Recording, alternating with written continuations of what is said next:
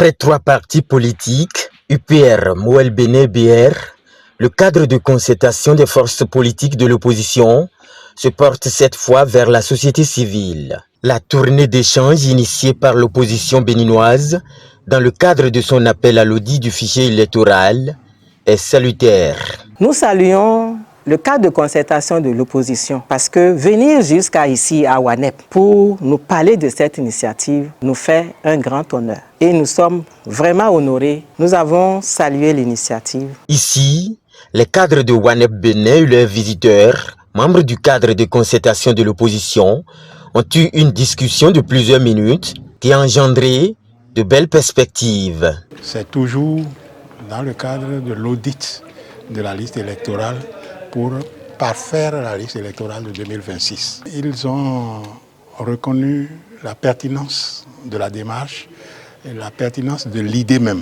Ils étaient dans la même dynamique parce qu'ils ont reconnu qu'aux élections de 2023, beaucoup de plaintes leur sont remontées par rapport aux différents problèmes liés à la liste électorale.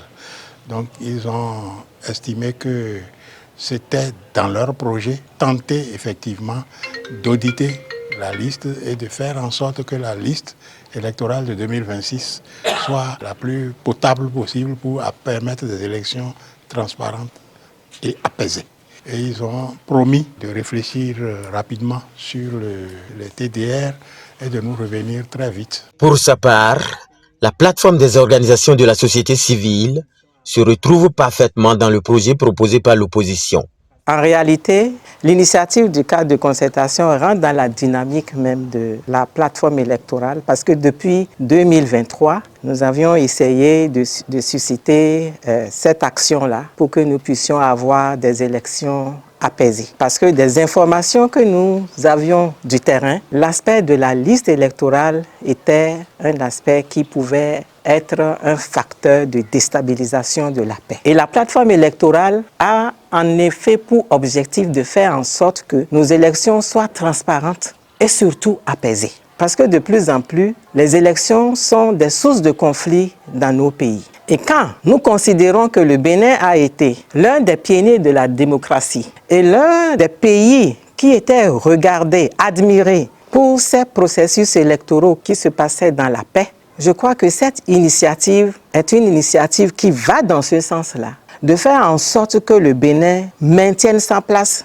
dans les pays qui sont des pays de grande démocratie. Et nous, en tant que citoyens béninois, nous devons faire en sorte que pareille initiative qui conduise à la paix de la cité, la paix dans nos maisons, la paix dans nos communautés, nous ne pouvons que être d'accord avec. Et nous considérons que tous les citoyens béninois doivent faire en sorte qu'ils puissent à son niveau contribuer à cela, afin que nos élections soient ce que nous avons toujours souhaité, qu'elles soient des élections apaisées. Et nous pensons que le chef de l'État, qui est le garant de la sécurité, de la paix de notre pays, est aussi dans la dynamique, puisqu'il avait en novembre 2023 aussi déjà, sous l'initiative du parti Les Démocrates, accepté que cela soit revu. Donc je pense que nous, en tant que société civile, nous devons voir comment nous pouvons jouer notre partition. Cela va dans la dynamique dans laquelle nous sommes déjà pour que nous puissions faire en sorte que les élections ne soient pas source de conflits dans nos pays. C'est dire que l'opposition est sur le bon chemin dans sa démarche.